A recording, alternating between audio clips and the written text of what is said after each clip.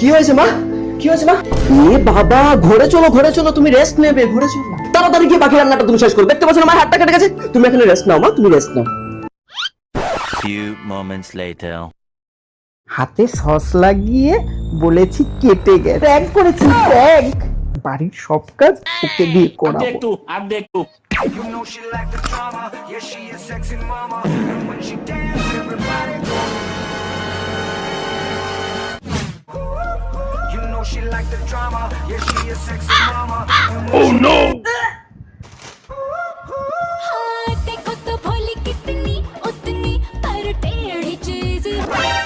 বুড়ি ঠুকনি আমার সাথে প্র্যাঙ্ক করবে। এই নিন মা, আপনার জন্য কেক বানিয়েছি। ওকে দিতে হবে না,